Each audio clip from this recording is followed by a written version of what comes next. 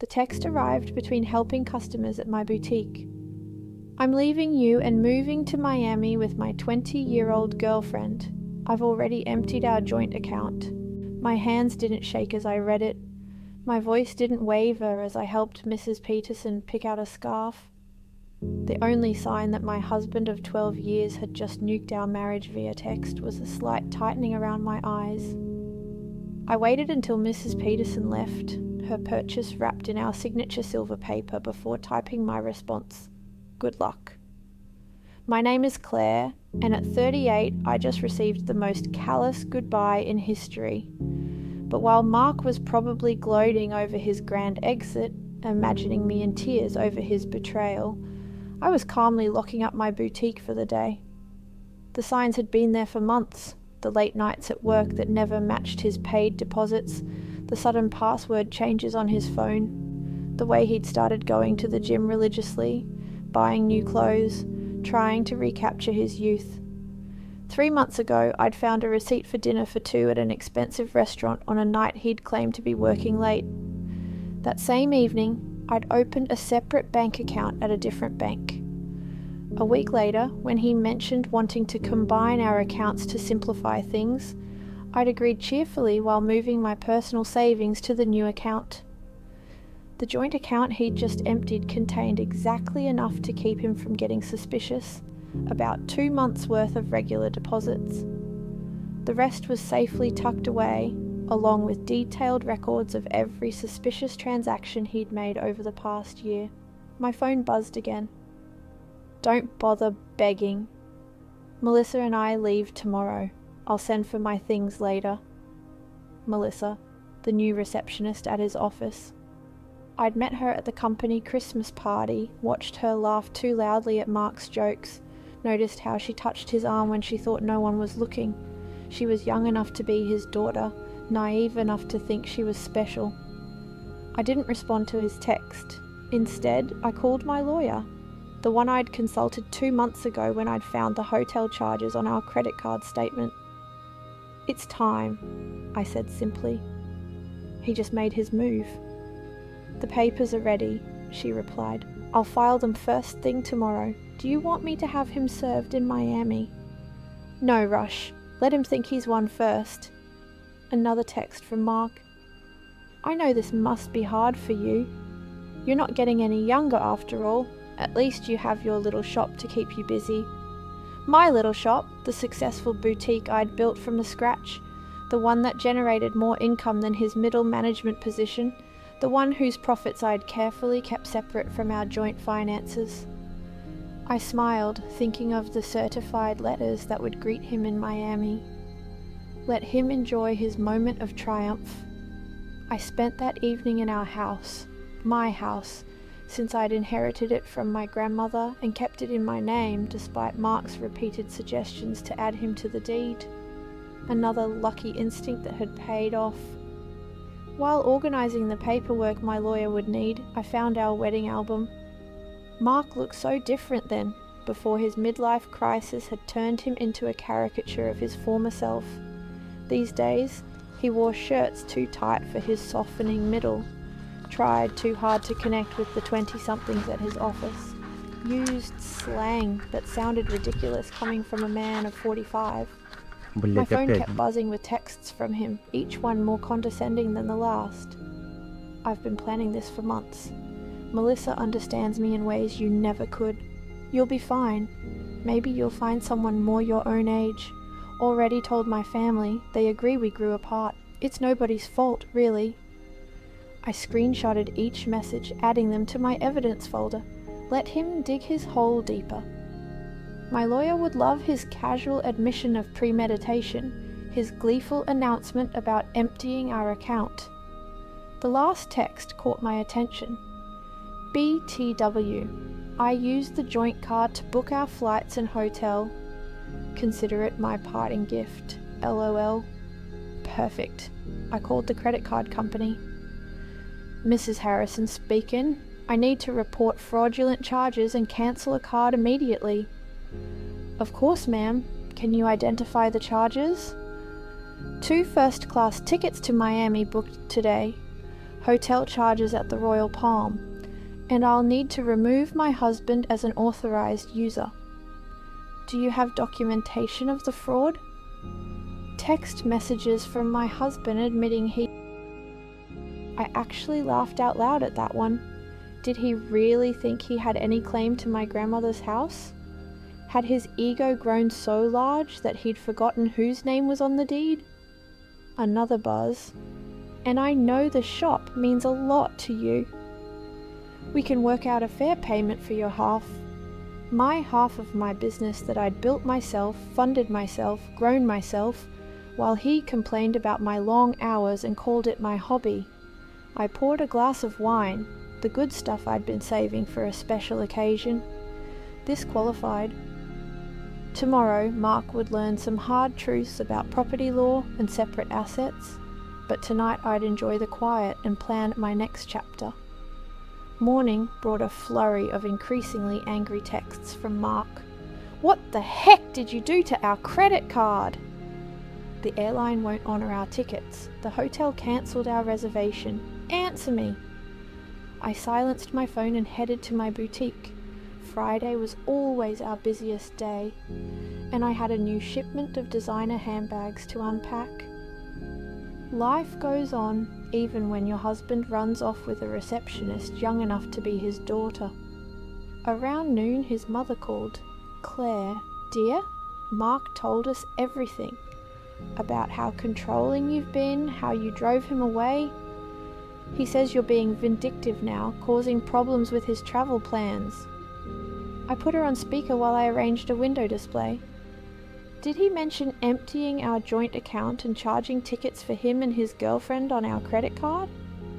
Silence. Then, well, he said you left him no choice, that you've been cold and distant. Barbara, Liftoff of the Delta rocket carrying GLAST, a gamma-ray telescope searching for unseen physics in the stars of the galaxies. Or maybe the one where he mocked my age. Another pause.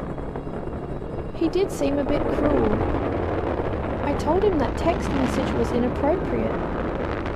I appreciate the call, Barbara. I've always liked you, but I think it's best if we end this conversation now.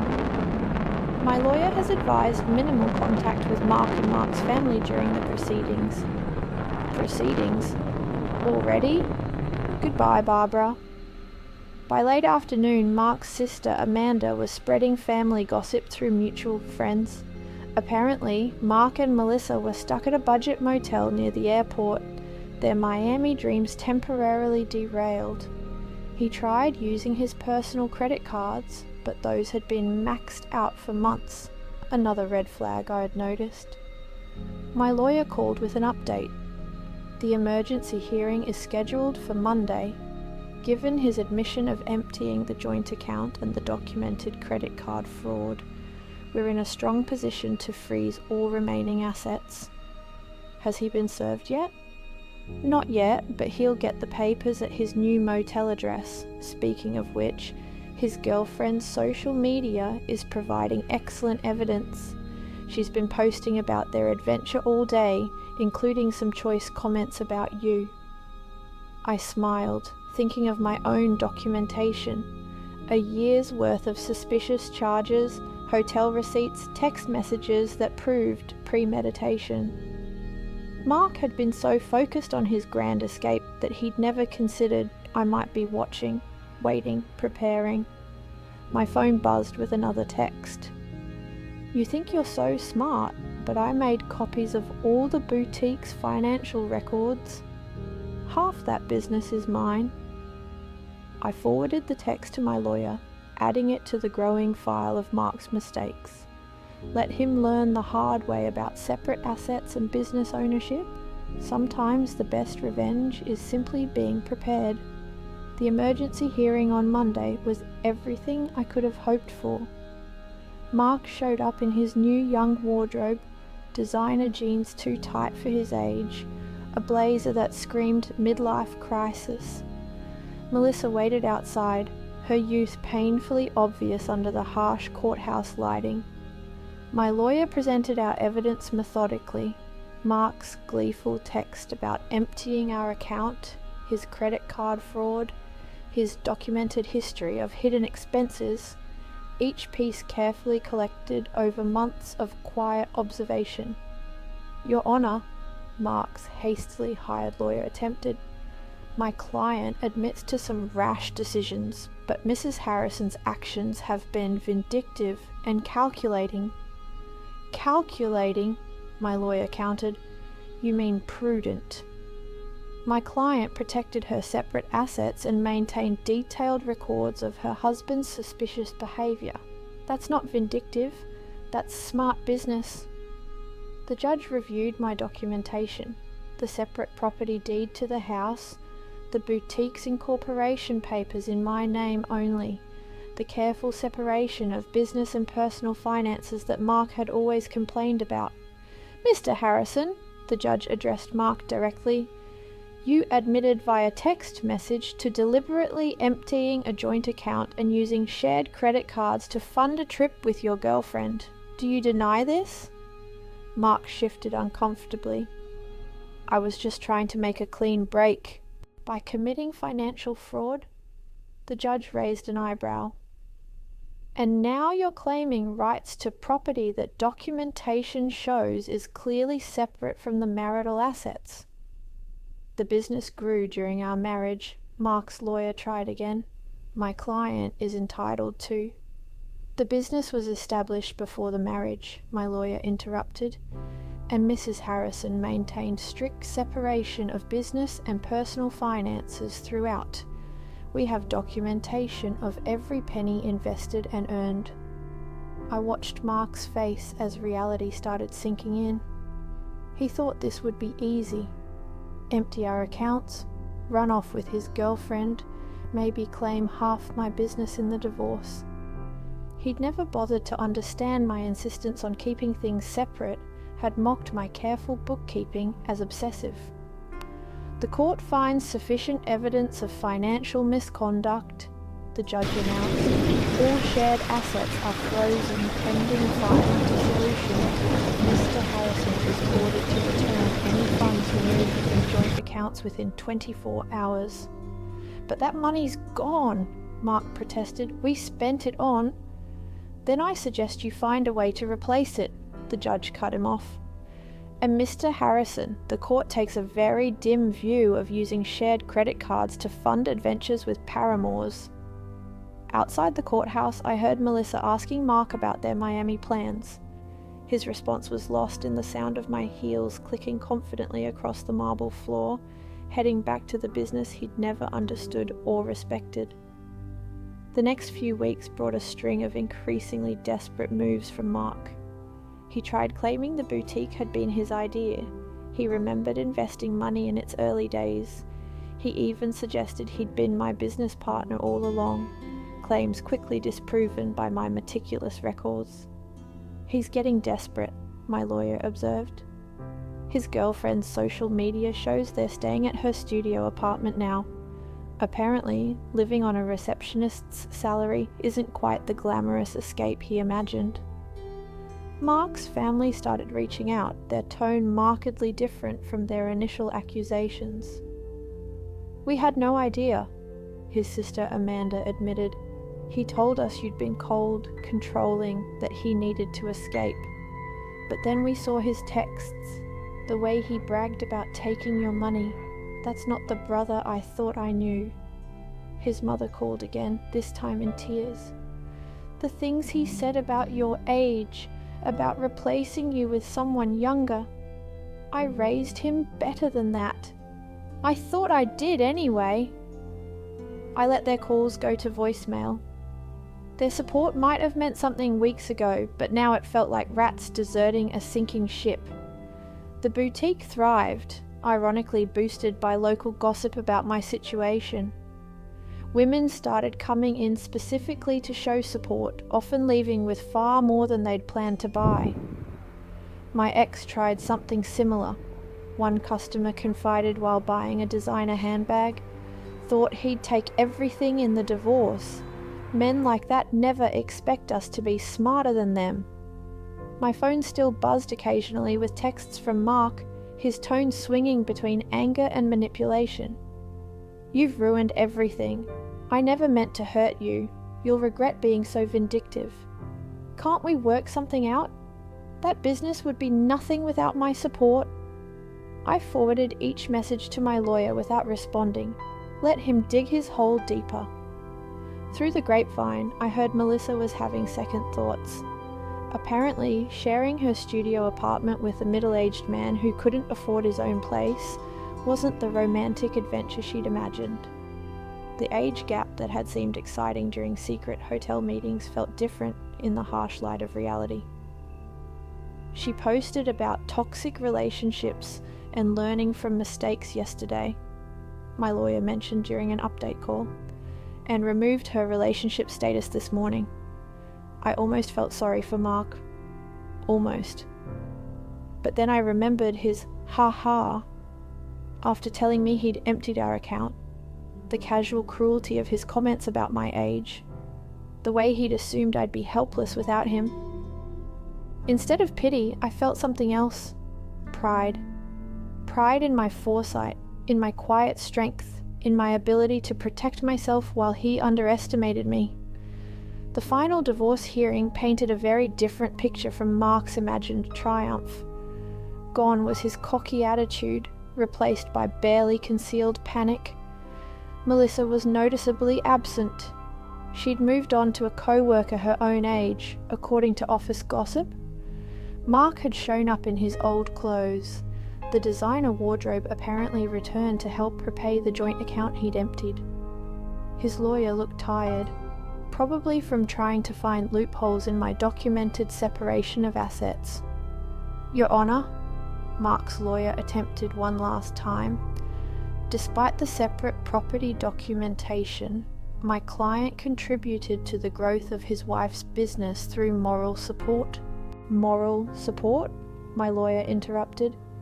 "Like these text messages belittling Mrs. Harrison's business as a little shop? Or these social media posts calling it her hobby?" The judge had clearly seen enough. The final settlement reflected my careful planning. I kept my house, my business, and my separate assets. Mark got his personal possessions and his car, which was worth less than he owed on it. "You've destroyed me," he hissed as we left the courthouse. "I'll have to move back in with my parents." "No, Mark, you destroyed yourself.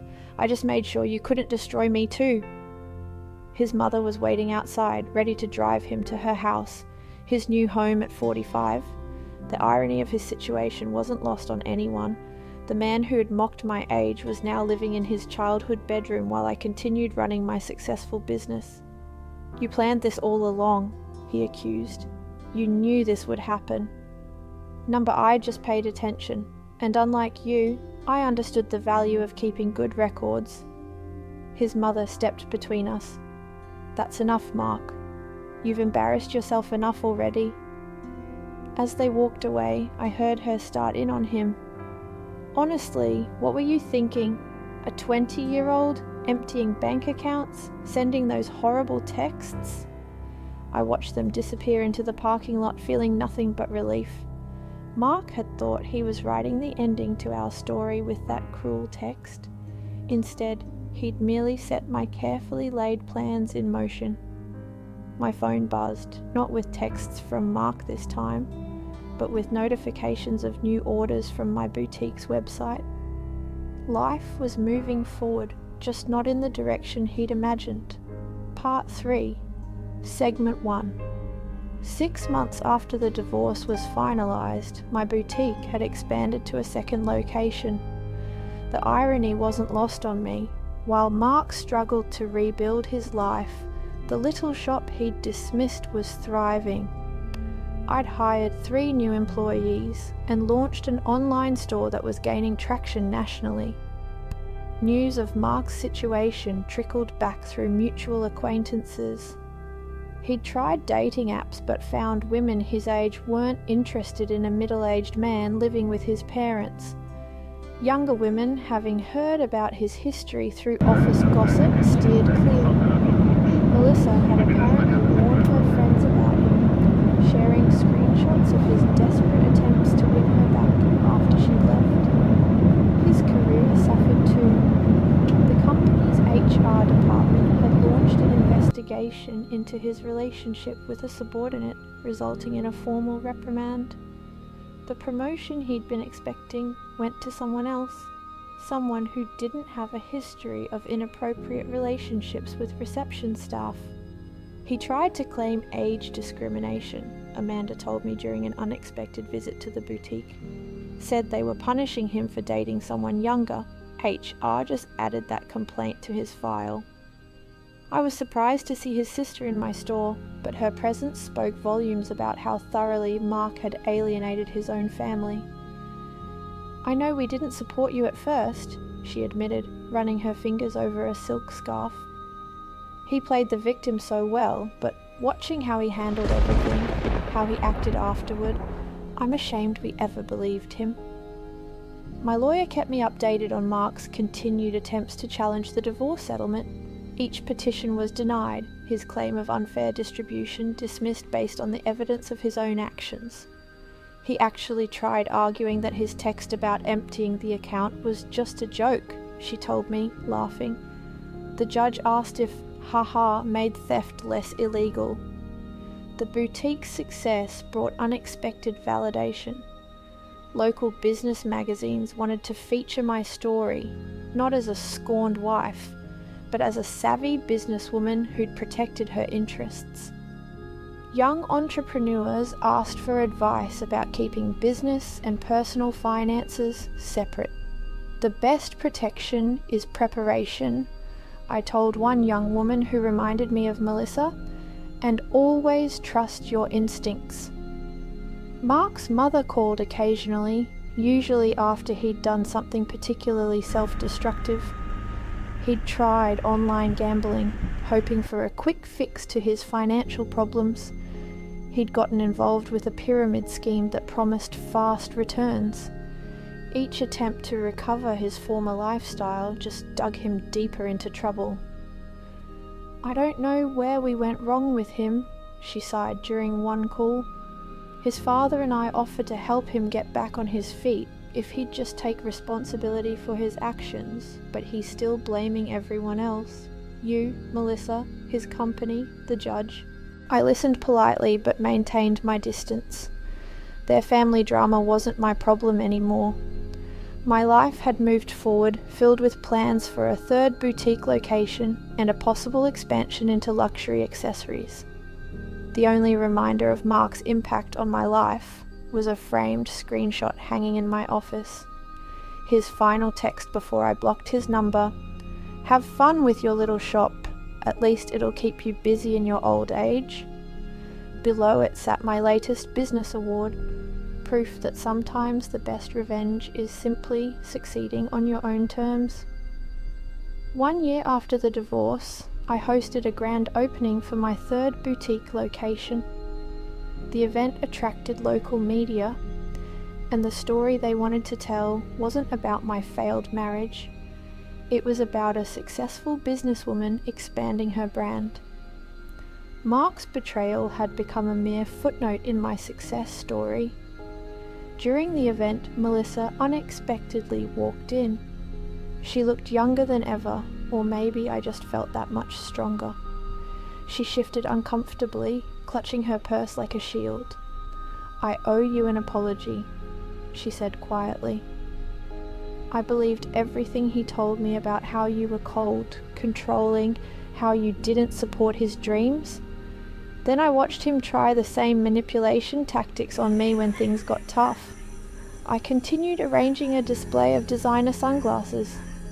Those weren't his dreams, Melissa. They were escapes. There's a difference." "I know that now," she paused, then added, "He tried to move in when you froze the accounts. Thought my studio apartment would be temporary. After 2 weeks of him complaining about the size of my closet and suggesting I take out a loan for a bigger place, I understood what you meant about the difference between dreams and escapes. I actually laughed at that. Let me guess, he had big plans but no way to fund them." "Exactly. everything was going to work out once his investments paid off, once he got that promotion, once his cryptocurrency definitely increased in value. She shook her head. I'm dating someone my own age now. We have student loans and a small apartment, but at least we're building something real. After she left, my assistant manager whispered, "Was that the girlfriend?" "No," I replied. "That was just another woman who learned the same lesson I did." Speaking of lessons, I gestured to a young couple examining our designer handbags. "Let's talk about your idea for expanding our accessories line." The boutique had become more than just a business. It was a symbol of independence, of resilience, of the power of preparation. Young entrepreneurs often sought my advice, and I always emphasized the importance of protecting their assets. Mark's mother called one last time, not to discuss Mark, but to thank me. "You taught our family an important lesson," she said, "about enabling bad behavior, about making excuses for cruelty." Mark's still living at home, still blaming everyone else for his problems, but we're not defending him anymore. That's your legacy to our family, showing us the difference between supporting someone and enabling them. I thought about that legacy as I reviewed plans for a fourth location. Mark had intended to diminish me, to trade me in for a younger model and take half of everything I'd built. Instead, he'd inadvertently pushed me to become even stronger, more successful. My phone buzzed with a text from my lawyer. Mark filed another petition to revisit the settlement. Judge dismissed it immediately and ordered him to pay court costs. Thought you'd enjoy that. I smiled, thinking of him in his childhood bedroom, still trying to rewrite an ending that had been determined the moment he underestimated me. Sometimes the best revenge isn't about getting even, it's about getting better. 2 years after Mark's cruel text message, I received an invitation to speak at a women's business conference. The topic wasn't divorce or betrayal, it was about building and protecting a successful business. My story had evolved from cautionary tale to inspiration. During the Q&A session, a woman asked about keeping business and personal finances separate. "My husband says I'm being paranoid. That marriage means sharing everything." "My ex-husband said the same thing," I replied, "right up until he tried to claim half my business in our divorce. Trust your instincts. Protection isn't paranoia." The boutique chain had grown to 5 locations, each more successful than the last. The little shop Mark had mocked now employed 30 people and had been featured in several national magazines. Through mutual friends, I heard Mark had finally moved out of his parents' house into a small apartment above a garage. He'd had to take a lower-paying job after his former company downsized, eliminating his position during restructuring. His dating profile still listed him as young at heart, though his profile photo was clearly outdated. Melissa, ironically, had become a regular customer at my original boutique location. She'd earned her business degree and started her own social media consulting company. "You inspired me," she told me once, showing how a woman can build something lasting instead of falling for empty promises. I kept Mark's cruel text message framed in my office, not as a reminder of pain, but as proof of how far I'd come. Below it hung a sign that read, "Success is the best revenge." At the 5-year anniversary celebration of my original boutique, I stood addressing my employees and loyal customers. The space had been transformed from a single little shop into the flagship store of a thriving business empire. Mark's mother attended, though I hadn't sent her an invitation. She waited until the crowd thinned to approach me. "I saw Mark yesterday," she said, smoothing her designer dress, one she'd bought from my store. "He was talking about his glory days, about the life he could have had. He still doesn't understand that he didn't lose everything in the divorce. He threw it away. I thought about that text message, his casual cruelty, his assumption that I would crumble without him, how he'd expected me to beg, to break, to prove him right about my desperation. Instead, I'd built something stronger than before. Each new boutique location was a testament to what women could achieve when they stopped dimming their light for insecure men. The young saleswoman I'd hired last month, coincidentally also named Melissa, came over with a question about the new inventory system I'd implemented. As I explained the process, I caught a glimpse of my reflection in the store window. I saw what Mark had failed to see 5 years ago. Not a woman getting older, but one getting wiser, stronger, more successful. His cruel text message had meant to be an ending. Instead, it had been a beginning, not just for me, but for every woman who heard my story and realized she deserved better than someone else's midlife crisis.